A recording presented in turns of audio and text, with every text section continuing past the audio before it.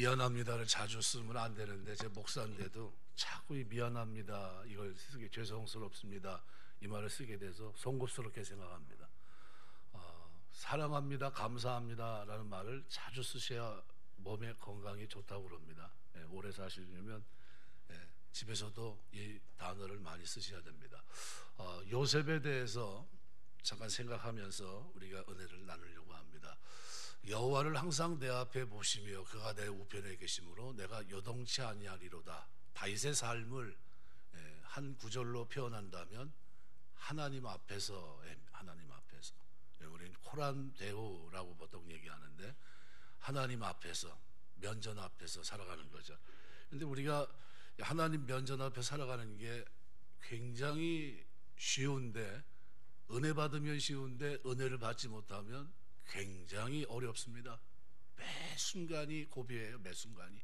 일상이 괴롭고. 왜요? 하나님 앞에 사는 게 여러분에게 즐거움이 되시길 주의 이름으로 축원합니다. 이게 우리의 즐거움이 돼야 되는데 그게 아니라, 이게 하나님 앞에서 하는 게 마치 뭐 그냥 누가 나를 쳐다보나 쳐다보지 않나 이렇게 의식하게 되면, 그럼 그때서부터 율법주의가 되는 겁니다. 복음 안에 자유를 누리지 못하고 기쁨을 빼앗기고 이제 눈치를 보는 거예요. 누가 나를 보나 안 보나. 선을 행하는데도 마찬가지고, 그죠? 살아가는 동안 그거는 힘들어요. 신앙생활도 힘듭니다. 그럼 어떻게 살아야 됩니까? 환경을 초월해서 우리가 하나님 면전 앞에 살 수 있어야 됩니다. 그게 신앙이에요. 그래서 코란데우라는 뜻은 신앙생활이 뭔지를 알려줍니다. 살아계신 하나님께 영광을 돌리는 것이고, 그분이 내 삶에 직접 개입하시면서 나 역시 매 순간 그분 앞에 서 있는 자세로 살아가는 것, 이게 코란데우입니다. 우리가 하나님 앞에 지금 서 있어요. 그리고 하나님 앞에 살아갑니다. 누가 도움을 주셔야 되죠? 하나님이 우리에게 은혜를 주셔야 됩니다. 우리가 알고 있는 잘 아는 비유, 탕자의 비유를 여러분이 가만히 생각해 보십시오. 그 비유 속에 가장 클라이막스는 어디입니까? 탕자가 회개하고 돌아오기로 결정했던 겁니까? 주염 열매를 먹으면서 내 아버지 집은 풍족한데 하면서 고민했던 때입니까? 아니, 그 장면도 아닐 것 같아요. 어떤 장면일까요? 아버지가 너무 기뻐서 상고가 먼데도 달려와 껴안았을 때가 클라이막스입니까? 그것도 아닙니다. 큰 자치를 베풀고 살찐 송아지를 잡아주고 목욕을 시켜주고 금가락지를 끼워주는 비단 옷을 입히는 그때 그 장면이 탕자의 비유의 클라이막스입니까? 그것도 아닌 것 같아요. 그럼 뭐가 클라이막스죠? 탕자의 모든 이 비유 속에 가장 중요한 건 뭡니까? 용서라는 개념이고요. 이것은 그가 회복됐다는 겁니다. 회복. 아버지와 아들의 관계가 회복됐다는 겁니다. 더 이상 나는 종들의 하나로 생각하고 돌아갔는데 아버지는 나를 아들로 생각합니다. 이게 너무나 엄청난 축복이죠. 우리가 신앙생활하면서 내 생각은 그런데 하나님의 생각은 달라요. 하나님은 우리에게 회복을 원하십니다. 회복. 근데 회복은 어떤 게 회복이죠? 하나님 앞에서 면전 앞에 살고 있다, 이거를 의식하고 살아가는 게 회복입니다. 이거를 의식하지 못하면 그러면 어떻게 회복이 안 돼요. 요한복음에 보면 21장의 디베랴 바닷가에서 주님이 베드로와 제자들을 용서하시고 그래서 떡과 고기를 구워주는 장면이 기록이 되어 있습니다. 3번이나 부인했던 베드로를 용서하시고 그를 회복시켜 주십니다. 조금 전에 실수를, 며칠 전에 그 불의함을 그걸 다 내려놓고 그 잘못을 뻔히 알고 있는 주님은 너희가 갈릴리에서 나를 보게 될 거다 했는데 갈릴리에서 만나줍니다. 그리고 그들을 회복시킵니다. 네가 왜 어떻게 나에게 그럴 수 있느냐 묻지 아니하시고 그 자리에서 그들의 잘못을 품어주십니다. 관계 회복이에요. 나는 너희를 사도로 불렀고, 그죠? 많은 잃어버린 영혼을 찾기 위해서 너희를 사도로 너희를 보낼 거다라는 주님의 처음 계획 그대로 주님은 베드로를 품에 안으십니다. 그리고 그에게 나아갑니다. 그때 베드로가 그런 얘기를 해요. 주님이 사랑하시는 저 요한은 어떻게 되죠? 근데 주님은 그거 너 신경 쓰지 말고 너는 네 갈 길 가라 하는 식으로 얘기를 합니다. 회복이 되고 나니까 바로 어떤 소리 합니까? 헛소리 합니다. 헛소리. 무슨 얘기냐면 주님이 회복을 시켜서 이제 용서받고 나자마자 그의 삶에 뭐가 시작됩니까? 내가 그러면 십자가 지고 거꾸로 매달려 죽는 거야. 그러면 주님 사랑하시는 저 요한은 어떻게 될까? 그 궁금해서 물어봅니다. 여러분, 오늘 본문에 기록이 되어 있는 이 요셉은 요셉의 그 마인드, 여러분 요셉의 그 생각, 그 심정, 어떤 심정을 가지고 살았을까? 그의 삶을 한 단어로 표현한다면 그도 코람데오입니다. 면전 앞에서 하나님이 계신 것 같이 살아갑니다. 하나님이 없어 보이는 환경 속에서 그 살아계신 하나님을 인식하고 그 하나님 백성으로 살아갑니다. 그래서 그의 삶에 면전 앞에 살아가는 삶의 첫 번째 가장 강력한 모습은 원망이 없었다는 겁니다. 따라서 하시겠습니다. 어떤 환경 속에서도 하나님 원망하지 말자. 가만히 생각해 보세요. 요셉은 원망할 일이 만일 생각한다면 뭐부터 올라가야 되냐면요, 아버지가 왜 나에게 채색 옷을 입혀서 무릎에 앉혀서 하나님 말씀, 구전으로 가르치는 말씀들을 알게 하셨지? 왜 형들에게 미움받게 한 거야? 아버지 심부름으로 간 거, 그거 왜 하필이면 내가 거기 있어서 나를 보낸 거지? 내가 그날 왜 미쳤지? 왜 없으면 없다고 그냥 보고하고 말걸, 도단까지 쫓아가서 그 형들이 나를 반길 줄 알고 갔는데. 그런 일련들이 다 뭡니까? 후회스러운 일이고 원망할 만한 일입니다.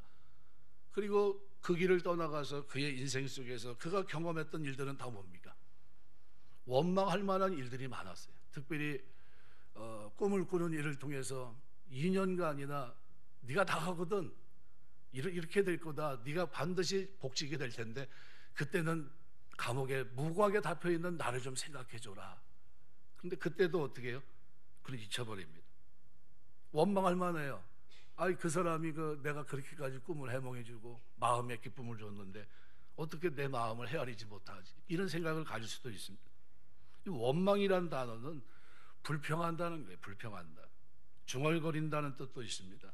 야고보서 5장 9절에 보면 형제들아 서로 원망하지 말라. 그리하여야 심판을 면하리라. 보라, 심판주가 문 밖에 서 계시느니라. 코란데오, 면전 앞에 있다면, 그죠? 주님이 앞에 있다면 어떻게 해요? 그 앞에서 원망할 수 있겠습니까? 원망 못해요. 우리 선생님들이 이렇게 있는데 아이들이 막 선생님을 향해서 뭐가 어떻고 생김새는 어떻고 한참 욕을 하고 있는데 선생님이 갑자기 문을 열고 확 나옵니다. 그럼 어떻게 하죠?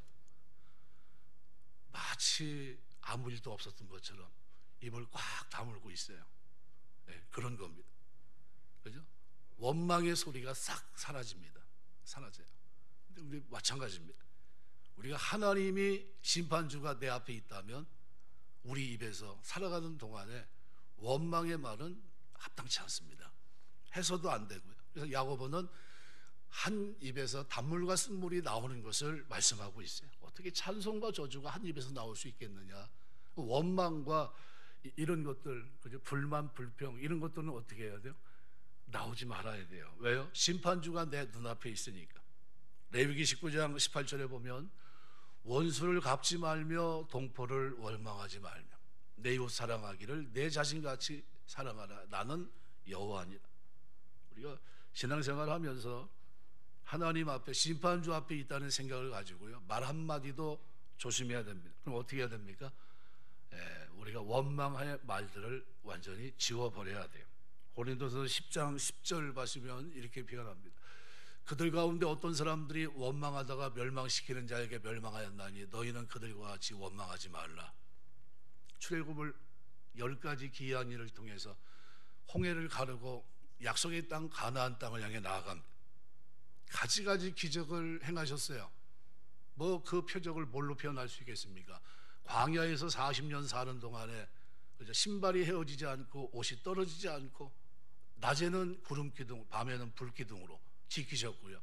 먹는 것이 부족하지 않도록 반석을 쳐 거기서 시내가 흐르게 하시고요. 또 만나를 먹게 하셨고요. 그리고 배고픔에 지친 그들에게는 메추라기를 실컷 먹을 수 있도록, 이 허리 높이의 메추라기가 날 수 있도록, 잡아먹을 수 있도록 하나님이 한 달간을 그렇게 하셨어요. 그러면 가만히 생각해 보세요. 원망하지 말아야 되겠죠. 그런데 몇 번이나 원망합니까? 10번이나 원망합니다. 그들이 다 어떻게 됐다는 거예요? 죽었습니다. 그 원망의 하이라이트가 어디냐면요, 민수기 14장입니다. 가나안 땅을 정탐하지 말고 그냥 올라갔어야 되는데, 정탐하자고 해서 정탐하고 왔는데 가서 어떻게 해요? 원망합니다. 우리가 다 죽게 됐구나. 하나님 원망하고 모세를 원망합니다. 네가 왜 우리를, 애굽에 잘 있는 우리를 그냥 놔두지, 왜 끌고 와서 잘 먹고 있는데 여기 데리고 와가지고 이 광야에서 이게 뭔 꼴이냐. 지금 올라가라고 한 땅에 가서 보니까 어때요? 거기는 장대한 자들이 있어서 우리가 보기에도 우리는 메뚜기와 같다. 그 장대한 자들과 어떻게 우리가 싸워 이길 수 있냐는 거예요. 그러면서 자, 우리가 다시 돌아가자 그래요. 그런데 여호수아 갈렙이 나서서 무슨 소리냐, 하나님이 이 약속의 땅으로 인도하는 것은 이미 몇 년 전 얘기죠. 아브라함과 맺었던 언약, 창세기 15장에 기록되어 있는 언약의 성취다. 어떻게 하나님 주신 걸 우리는 약할지 모르지만 하나님이 우리와 함께 하시면 능히 그들을 쫓아낼 수 있고 그 땅을 우리가 차지할 거다. 올라가자 그랬습니다. 그런데 원망했던 사람들은 그날 밤 어떤 일이 벌어졌습니까?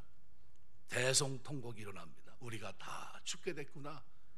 누굴 믿지 못하고요, 하나님을 신뢰하지 못하고 그 하나님이 인도하심, 그 섭리 가운데 역사하신 하나님, 능력으로 도우신 하나님을 하나도 기억하지 못하고 밤새 울며 원망하고 통곡합니다. 그런데 뭐라고 원망했죠? 우리가 다 죽게 되었도다. 어떻게 됐습니까? 40년 동안 장례를 펼쳤는데요, 200만 명이 싹 20세 이하의 사람들 빼놓고 다 어떻게 해요? 다 죽었습니다. 장례, 40년간 장례를 치렀어요. 산증인이 된 거죠. 그래서 다음 세대가 여호수아 갈렙을 앞세워서 가나안 땅을 향해 나아갑니다. 어떤 사람들이죠?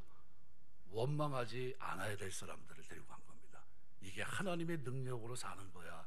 하나님이 도우셔서 여기까지 왔고, 하나님은 아브라함에게 약속한 대로 가나안 저 칠족석, 죄악에 관영했기 때문에 그때 가지 못했던 그 땅, 그러나 허락했던 그 땅으로 너희를 인도해 낼 거야. 그리고 갑니다. 뭐 메고 가죠? 하나님의 법궤, 언약의 상징인 법궤를 앞장 세워서 제사장이 앞에 메고 나아갑니다. 그리고 백성들이 그 뒤를 따라가요. 그게 이스라엘 백성들의 모습이었습니다. 우리 신앙생활 하면서 원망하지 않게 되시길 주의 이름으로 축원합니다. 조금만 문제만 있으면 뭐 부모 원망하고, 조금만 뭐 있으면 형제 원망하고. 예수 믿으면요, 형제 관계도 좋아하셔야 됩니다. 형제 관계도. 여러분이 예수 믿고 구원받고 난 후에는 이제는 나 때문에 어떻게 해요? 원망하는 일이 없어야 돼요. 원망하지 않으려면 어떻게 해야 됩니까?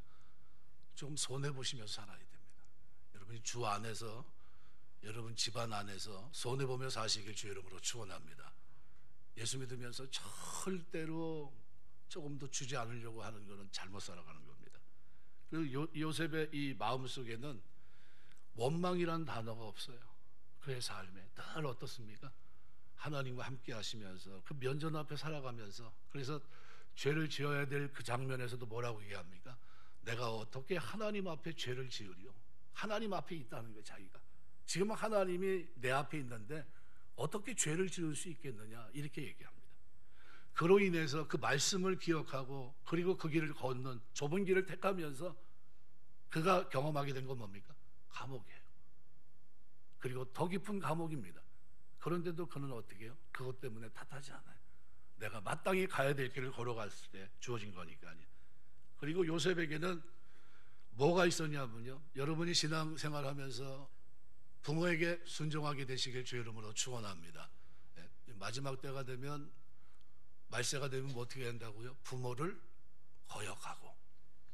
근데 오늘 1절부터 12절에 보면요, 창세기 45장에 보시면은 아버지라는 단어가 몇 번 있나 보세요. 아버지가 한 10번 정도 나옵니다. 요셉이 부모에 대한 지극한 효심이 마음속에 있었어요. 채색옷을 입고 사랑받았던 아들로서의 삶. 근데 요셉은 기근으로 인해 고생하시는 부모님, 가족을 다 데리고 오라고 형들에게 부탁을 합니다. 그래서 창세기 45장 9절부터 11절 기록을 보면요, 당신들은 속히 아버지께로 올라가서 어떻게 가라고요? 빨리 가라는 겁니다. 빨리 가서 아버지께 올라가서 아버지 아들 요셉이 말해 하나님이 나를 애굽 전국에 주로 세우셨으니 지체 말고 내려오사 아버지의 아들들과 아버지의 손자들과 아버지의 양과 소와 모든 소유가 고센 땅에 머물며 나와 가깝게 하소서. 흉년이 아직 5해가 있으니 내가 거기서 아버지를 봉양하리이다. 아버지와 아버지의 가족과 아버지에 속한 모든 사람에게 부족함이 없도록 하겠나이다 하더이다. 전하소서. 여러분, 고센 땅은요, 우리나라만한 땅입니다. 엄청나게 좋은 비옥한 땅이에요. 물이 흐르는 땅입니다.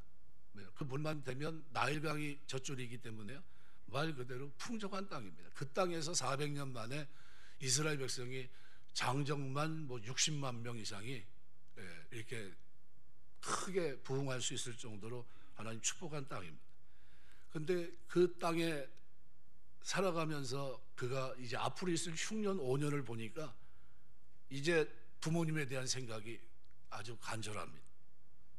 형제를 만나서 그들에게 부탁한 것이 뭡니까?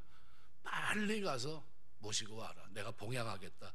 너희가 여태까지 봉양했지만 이제 닥치는 환경은 너희 힘으로 봉양할 수 없는 환경이란, 이제는 내가 그 위치에 있으니까, 내가 그만한 여력이 있으니까 나에게 빨리 와라. 내가 너희와 아버지의 모든 것들을 내가 책임지마, 이 얘기를 했던 겁니다. 여러분이 잘 돼서 부모님을 책임질 수 있는 자녀들 되시길 주 이름으로 축원합니다.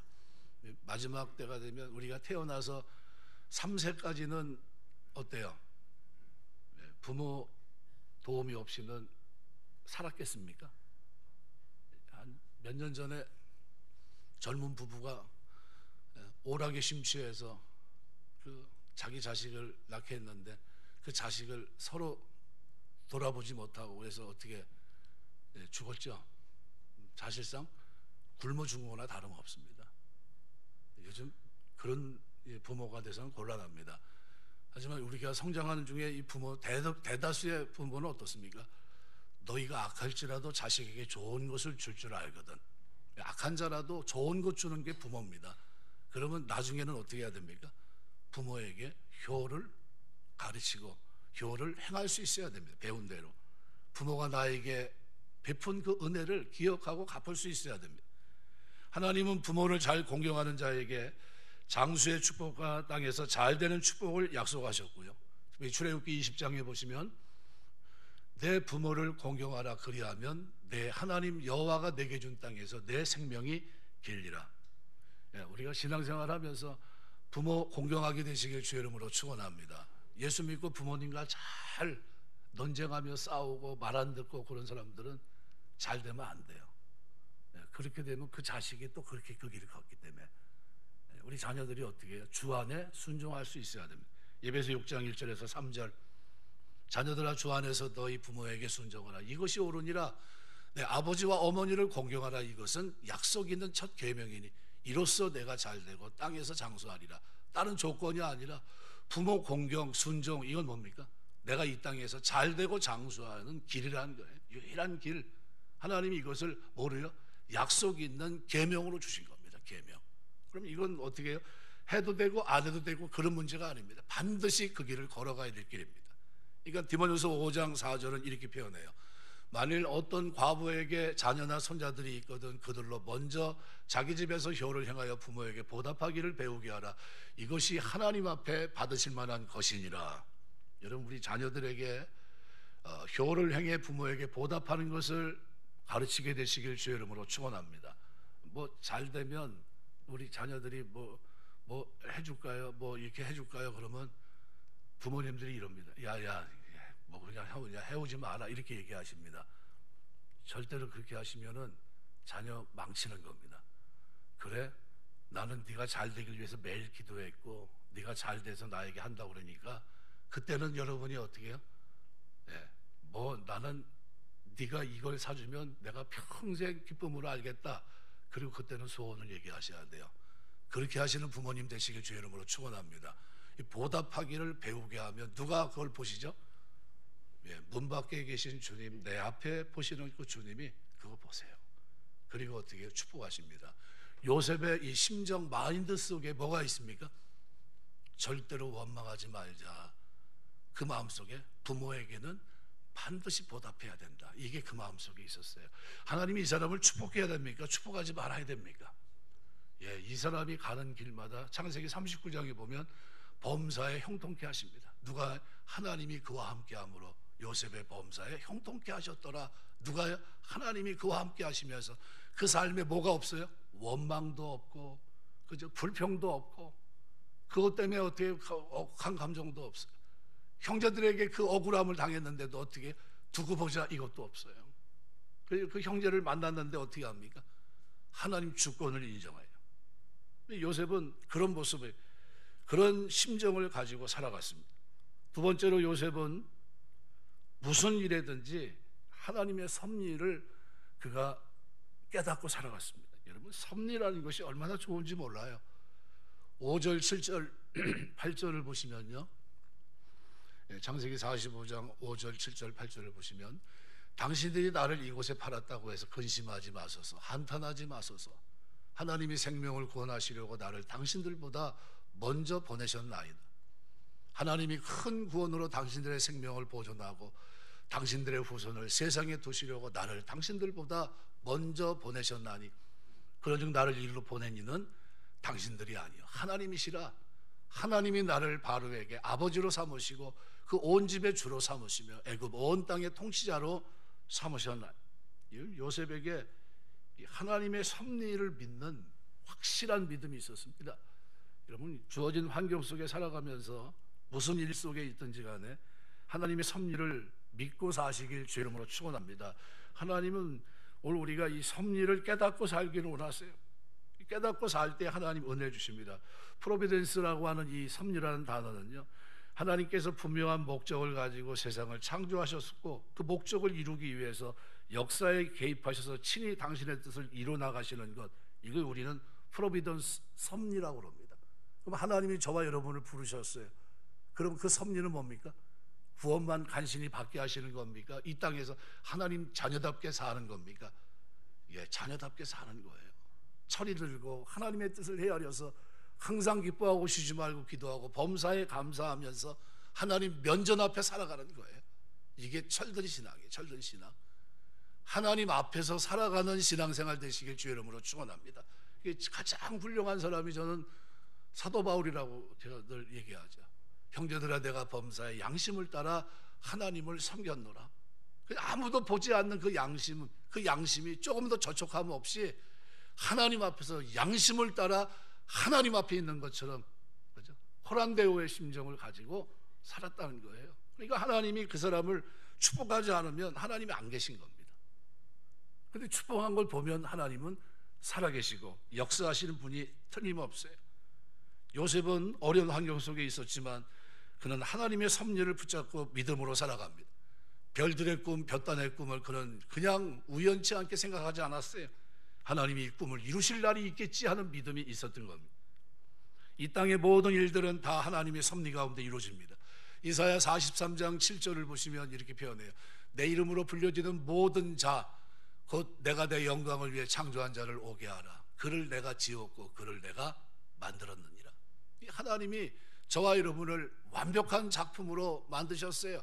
하나의 시와 같이 이제는 새로운 피조물로 거듭나게 하셨습니다. 그냥 거듭만 나게 하신 겁니까? 새로 태어나게만 하신 게 아니에요. 태어나게 하셔서 제 역할을 할 수 있도록 성령의 충만함을 주시고 말씀의 은혜를 주시고, 그죠? 우리의 삶에 지금 말로 표현할 수 없는 도움을 하나님이 허락하십니다.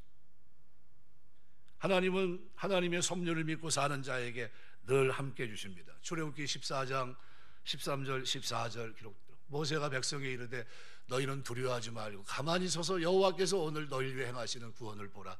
너희가 오늘 본 애굽 사람을 영원히 다시 보지 아니하리라. 여호와께서 너희를 위해 싸우시리니 너희는 가만히 있을지어다. 홍해 앞에 서 있는 저들에게 대책은 아무것도 없습니다. 뒤에는 애굽의 군사고 앞에는 바다예요. 그런데 하나님은 저들에게 어떻게 하셨습니까? 하나님의 섭리는 바닷길을 내서 아라비아 동풍이 불게 해서 바닥에 어떻게 해요? 그 메마른 땅이 되게 하십니다. 사막 땅과 같이 만드세요. 밤새 하나님이 바람을 불게 하세요. 그리고 질척질척했던 그 땅을 이스라엘 백성이 지나갈 수 있도록 역사하신 겁니다. 가만히 생각해 보세요. 아마 그건 뭐 꿈에나 볼 만한 장면인가 아닌가 생각이 됩니다. 물이 벽을 세워져 있습니다. 그리고 그 밑을 지나간다고 생각해 보세요. 엄청난 유형 아닙니까? 야, 하나님이 이 일을 행하신 거구나, 우리를 위해서 이 역사를 일으킨 거구나, 아마 잊혀지지 않을 거예요. 그런데 그 길을 지나갔던 겁니다. 하나님은 섭리 가운데 우리를 인도하십니다. 하나님의 섭리를 깨닫는 사람은 그래서 고난 속에서도 어떻게 해요? 믿음이 흔들리지 않아요. 대표적인 사람이 욥인데요, 욥은 23장에서 그렇게 얘기합니다. 나의 가는 길을 그가 아시나니 그가 나를 단련하신 후에는 내가 순금같이 되어 나오시오. 그는 자신의 이 고난, 이 환경을 하나님이 단련하는 것으로 표현하고 있어요. 이 단련, 그죠? 그 섭리 속에 있다는 거예요. 하나님의 주권과 섭리 가운데 나를 지금 어떻게 단련하고 있다는 겁니다. 그 단련의 목적이 반드시 이루시는 그날에는 내가 순금과 같이 나올 것이다 라는 믿음이 있었습니다. 여러분에게 이런 믿음이 있게 되시길 주의 이름으로 축원합니다. 섭리로 이끌으시고 계세요. 섭리로. 고린도서 1장 6절 7절에는 바울이 이렇게 얘기합니다. 우리가 환난 당하는 것도 너희가 위로와 구원을 받게 하려는 것이요, 우리가 위로를 받는 것도 너희가 위로를 받게 하려는 것이니 이 위로가 너희 속에 역사하여 우리가 받는 것 같은 고난을 너희도 견디게 하느니라. 너희를 위한 우리의 소망이 견고함은 너희가 고난에 참여하는 자가 된 것 같이 위로에도 그러할 줄 압니다. 바울은 이 하나님의 섭리를 믿고 살았고요, 그 섭리를 어떻게 고린도 교회 성도들에게 설명하고 있습니다. 우리 신앙생활 하면서 하나님의 섭리를 확신하는 여러분 되시길 주의 이름으로 축원합니다. 하버드대 심리학 교수, 긍정심리학 교수 가운데 탈벤 사르라는 교수는 그렇게 얘기했습니다. 미래 보상을 위해 현재 고통을 참아내야 한다는 삶의 태도를 맛없는 음식이라고 표현했습니다. 맛없는 음식. 음식점에 가서 맛없는 음식을 주시면 어때요? 야, 이게 뭐야? 이렇게 얘기합니다. 제일 맛없는 음식이 뭡니까?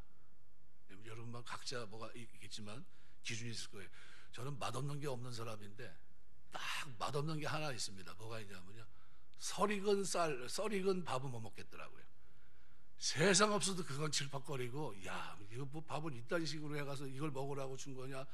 그래가지고 그걸 가지고 주면 그걸 다시 죽을 끼라고 주는, 죽도 맛이 없어요. 그건 세상에 죽을 절대 안 먹는데 못 씹어요. 생쌀하고 서글서글하고 이게 막 씹히고 그러는데 이거 뭐 배고파 먹긴 먹어야 되겠는데 도저히 안 되겠어요. 그래가지고 이제 뭘 했냐면은 라면을 끓여서 거기다 그냥 확 부어버렸어요.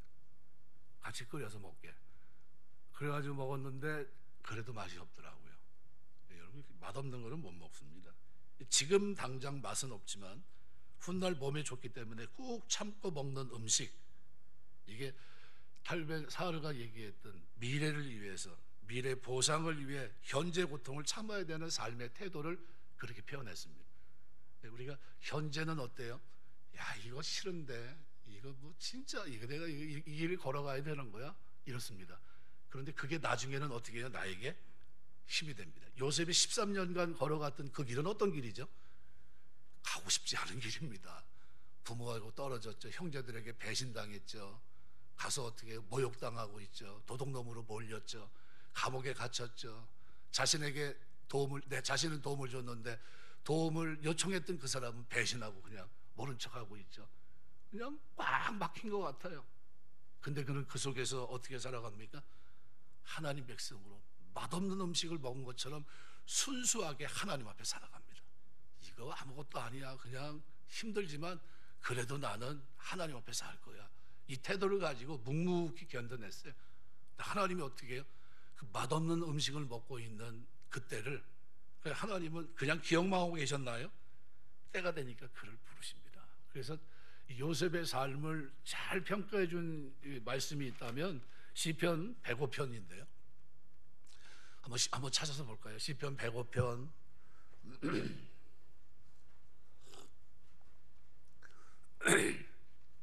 17절 19절 저 앞에 나왔는 자막을 보시면서 같이 한번 읽겠습니다.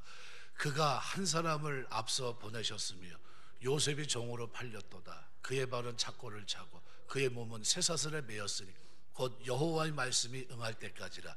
그의 말씀이 그를 단련하였도다. 그의 말씀이 이루어질 때까지 그저 그는 뭐 했습니까? 맛없는 음식을 먹는 것 같이 하나님 앞에서 살아갔어요. 하나님 없어 보이는 그 땅에서 원망하지 않고 불평하지 않고 부모에 대한 태도도 바뀌지 않았고요. 그는 하나님의 섭리를 믿고 묵묵히 언젠가는 하나님이 말씀을 이루실 때가 있겠지, 나에게 꾼 그 꿈이 헛되지 않도록 볕땅의 꿈, 별들의 꿈을 이루실 날이 있겠지, 그러면서 어떻게 해요? 맛없는 음식과 같은 하나님 앞에 하나님을 경외하는 그 삶을 묵묵히 살아냈습니다. 그걸 우리는 뭐라고 표현하냐면 신앙생활이라고 표현해요. 우리 신앙생활 하면서 하나님 앞에 사시길 주의 이름으로 축원합니다. 맛없는 음식 같지만요, 그러나 끝은 달아요. 그래서 욥기서를 기록한 욥을 야고보서는 5장에서 욥의 인내를 보았다고 얘기해요. 결말을, 주신 결말을 우리가 알지 않냐는 거예요. 욥이 하나님을 의지하고 신뢰하고 그가 그 인생 속에서 그가 걸어갔던 길은 뭡니까? 맛없는 음식이 먹고 싶지 않아요. 가고 싶지도 않고요. 내가 언제 단련시켜달라고 했습니까? 근데 하나님이 그를 단련시켰어요. 그런데 나중에 어떻게 해요? 인내를 보았고 주신 결말을 보았다고 얘기해요. 배로 축복하십니다. 뭐 했기 때문에요? 하나님 앞에 살아가니까.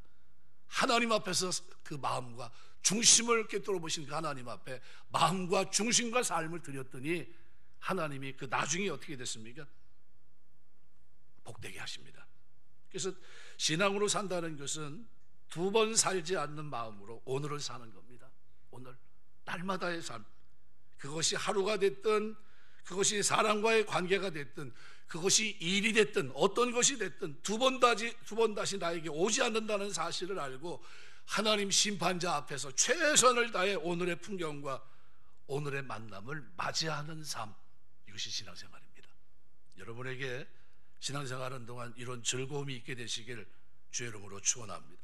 그래서 세 번째로는, 그래서 이 얘기는 뭐가 있었냐면 하나님이 주권을 인정하는 그런 아름다움이 있었습니다. 그러니까 그의 삶에 용서라는 단어는요 나오지도 않아요. 그죠? 그냥 우는 거로 끝납니다. 피차 울어요. 자기 형제를 만난 베냐민과 울고요, 그 형제들과 껴안고 옵니다. 하나님의 주권과 섭리를 인정하는 사람은 원수까지도 용서하고 회복의 은혜를 베푸십니다. 원수의 악행까지도 선으로 바꾸셨고요, 당신의 뜻을 이뤄가시는 하나님의 주권적인 섭리의 손길로 그는 바라보고 있었던 겁니다. 로마서 8장 28절 말씀은 너무나도 좋은 말씀입니다. 우리가 알거니와 하나님을 사랑하는 자 곧 그의 뜻대로 부르심을 입은 자들에게는 모든 것이 합력하여 선을 이루느니라. 이 말씀이 여러분의 마음속에 새겨지게 되시길 주의 이름으로 축원합니다. 하나님이 이걸 이루세요. 합력의 선, 토부라는 단어는요 행복, 모든 좋은 게 저 속에 다 들어가 있습니다. 하나님의 은혜. 자신 생각만을 의지하고 나타난 현상만을 바라보는 사람들은요 절대로 원수 사랑하며 핍박하는 자를 위해 기도할 수 없습니다. 산상설교의 마태복음 5장 44절에 보면 주님은 성도를 향해 이렇게 말합니다. 나는 너희에게 이르노니 너희는 원수를 사랑하며 너희를 박해하는 자를 위해 기도하라. 할 수 있겠습니까? 가능합니까? 제정신입니까? 이걸 할 수 있게? 맨정신으로 못합니다. 뭐가 있어야 되죠? 하나님의 사랑이 내 속에 부음받아야, 그래야 기도도 나오고요 사랑도 할 수 있는 겁니다. 나만 생각하고 나타난 현상만 바라보는 사람은요 불가능합니다. 이 환경을 섭리하시고 주권을 가지고 이끄시는 그 하나님이 합력의 선을 이루실 줄 믿는 믿음이 있어야 그 속에서 뭐가 돼요? 사랑도 하고 기도도 할 수 있습니다. 우리 교회를 출입하는 여러분들에게 은혜 주셔서 사랑도 하고 기도할 수 있는 이런 은혜가 있게 되시길 주의 이름으로 축원합니다. 이 하나님의 주권과 섭리를 믿고 인정하는 사람들은 그래서 하나님의 은혜가 흘러요. 우리는 요셉처럼 매사에 하나님의 주권과 섭리를 인정하면서 주님의 말씀대로 원수까지도 사랑하는 선한 믿음의 사람이 돼야 됩니다. 데살로니가전서 5장 15절은 이렇게 반해요. 삼가 누가 누구에게든지 악으로 악을 갚게 말고 서로 대하든지 모든 사람을 대하든지 항상 선을 따르라. 이렇게 살면 구원 받는다는 얘기입니까? 아니면 구원받았기 때문에 이렇게 사는 게 마땅하다는 겁니까? 후자예요. 우리가 신앙생활 하면서 구원받았기 때문에, 그죠? 나에게 하나님의 은혜가 있고 그 하나님이 나와 동행하시고 그 면전 앞에 내가 있기 때문에 내가 어떻게 살아야 됩니까? 주권을 인정하고 원수까지도 용서하는 겁니다. 주님이 나 같은 원수를 살아가시기 때문에 나를 위해 십자가 지셨지 하는 마음이 있다면 오늘 우리도 이 땅에 살면서 사랑할 수 있어야 돼요. 사랑하며 사는 것이 마땅하고요. 마태복음 18장 23절부터 35절 보면 1만 달란트 빚진 자의 비유가 있습니다. 35절은 그 마지막 결론입니다. 뭐라고 얘기합니까? 주인이 노하여 그 빚을 다 갚도록 그를 옥졸들에게 넘기니라. 너희가 각각 마음으로부터 형제를 용서하지 아니하면 너희 하늘 아버지께서도 너희에게 이와 같이 하시리라. 하나님은 우리가 용서를 하되, 그죠? 사람들이 보느냐 보느냐 않느냐 그게 문제가 아니라 누구예요? 중심으로 용서하느냐 용서하지 않느냐. 이건 누구 앞에 있을 때 가능하죠? 하나님이 내 앞에 있다고 생각할 때 가능합니다. 그죠? 아이들이 막 장난치다가 선생님 앞에 선생님이 갑자기 딱 나타나면 어떻게 해요? 전혀 아무 일도 없었던 것처럼 수덥 이렇게 돼 있습니다. 그죠? 근데 중심은 어때요? 중심은 바르지 못하죠. 선생님이 좋지 못한 태도를 취하고 있으니까요. 근데 잘못된 겁니다. 그런데 우리는 선생님이 있건 없건 자기가 넘어서지 말아야 될 선을 넘지 않고 그 길을 걷고 있다면 그 사람은 어때요? 신앙생활을 바르게 하는 겁니다. 이게 올바른 모습이에요. 우리가 중심으로 용서할 수 있는 여러분 되시길 주의 이름으로 축원합니다. 하나님의 은혜예요. 그래서 요셉은 형들의 잘못을 용서해 줬을 뿐만 아니라 형들의 잘못을 기억조차 하지 않아요. 참 죄송한 얘기지만요, 부부싸움을 하는 사람들 보면은 옛날에 10년 전에 20년 전에 신혼초에 있었던 얘기까지 다 기억하고 계시더라고요. 그리고 말하지 말아야 될 때 툭툭 튀어나오는 경우가 있어요. 그때 당신 너무 심했던 거 아니냐고 뭐 이렇게 얘기해요. 깜짝 놀랍니다. 여러분 기억에서 지우시길 주의 이름으로 축원합니다. 덮었어요. 덮었으면 끝났으면 그걸로 끝나야 되는데 그걸 그냥 새삼스럽게 뭐 마치 보물을 꺼내듯이 꺼내고 있어요. 그러면 안 됩니다. 주님이 우리 이제 용서를 하셨는데 어떻게 용서하셨으면 그 십자가의 보혈의 피로 싹 한꺼번에, 그죠? 속량 죄사함 받게 하신 겁니다. 값을 치르시고 더 이상 죄인이 아니게 하셨어요. 그럼 우리도 마찬가지예요. 좀 잊어버릴 건 잊어먹어야 됩니다. 그죠? 망각의 은혜가 있어야 되는데 이게 참 어떤 사람 너무 똑똑해가지고 다 기억하고 있어요. 절대 그러시면 안 됩니다. 창세기 50장 16절 17절 말씀해 보시면은 요셉에게 말을 전하여 이르되 당신의 아버지가 돌아가시기 전에 명령하여 이르시기를 너희는 이같이 요셉에게 이르라 내 형이 내게 악을 행했을지라도 이제 바라건대 그들의 허물과 죄를 용서하라 하셨나니 당신 아버지의 하나님의 종들인 우리 죄를 이제 용서하소서 하며 요셉이 그들이 그에게 하는 말을 들을 때 울었더라. 왜 울었을까요? 기가 막혀서 나는 이미 용서하고 덮었는데, 그런데 아버지 살아있을 때는 용서했겠지만 돌아가신 마당에 이제 진면목을 보여주겠구나, 우린 다 죽었구나 생각했던 거예요. 그리고 아버지 유언을 가지고 들먹들먹거리면서 우리 살려달라는 거예요. 그 모습을 보면서 요셉이 울었어요. 내가 형제인데 내가 너희를 봉양하려고 하나님이 나를 앞서 보낸 거, 우리 모두를 위해서 하나님이 나를 보냈는데 섭리 가운데 하나님이 주권을 가지고 그렇게 하셨는데 거기에 대해서 나는 한 번도 원망한 일이 없는데 그 형제들이 자기를 헤아리지 못하고 이해하지 못하고 울고 목숨을 구원하고 있는 모습을 보면서 그 앞에서 누가요? 요셉이 울었어요. 그래서 오늘 본문을 제목을 뭐로 봤어요? 그제야 요셉이 말하니라. 그제서야 요셉이 형제들을 보면서 한참 울고 납니다. 그리고 요셉이 형들과 입을 맞추고 안고 우니 형들이 그제서야 요셉과 말하니라. 그럼 여태까지 뭐 했다는 겁니까? 말이 없었다는 거예요. 눈치만 보고 있었다는 거예요. 저 사람이 지금 이러고 있지만 언젠가 아버지가 돌아가시면 그날은 우리 제삿날이 될 거다. 그리고 말도 제대로 못 붙이고 그저 주변을 빙빙 돌았던 겁니다. 혜택은 받고 도움은 받았지만요. 근데 아버지가 죽는 마당에 이제 우린 다 끝났구나, 오늘이 제삿날이구나 생각했던 겁니다. 그런데 그날 보니까 어때요? 그게 아니었던 거예요. 요셉이 우는 모습을 보면서 너희가 왜 나를 못 알아보냐고 하면서 내가 이 마음을 너희가 왜 헤아리지 못하냐고 하면서 울며 통곡할 때 그때 그 자리에서 비로소 우리가 잘못했는데 그걸 다 덮었구나 하면서 어떻게 해요? 그리고 그제서야 눈물을 흘리고 그제서야 말이 터졌다 그 얘기입니다. 그럼 우리가 어떻게 사셔야 됩니까? 말씀을 맺겠습니다. 신앙생활 하면서 여러분 용서할 때 용서하면 완전히 덮으시길 주 이름으로 축원합니다. 대충 덮어놨다가 이거 언제 펴야지 그러시면 안 돼요. 아버님 살아계실 때는 덮어놨지만 돌아가신 마당에는 필 거다 그러시면 안 돼요. 신앙생활 하면서 여러분 나를 하나님께서 은혜 주셔서 나를 앞세워서 하나님의 형통케 하시고 하나님의 섭리와 주권을 믿게 하시고 내 믿음을 일으키신 것은 내가 어떻게 살기를 원하십니까? 하나님이 보란듯이 하나님 자녀답게 하나님 면전 앞에서 사랑할 줄 아는 사람으로 용서할 줄 아는 사람으로 배려할 줄 아는 사람으로 살 수 있고 이것을 하나님 우리에게 기대하시는 거예요. 그러면 여러분의 삶에 뭐가 있어야 됩니까? 여러분의 가정 속에서 여러분의 위치 속에서 여러분에게 그 모습이 나타나야 돼요.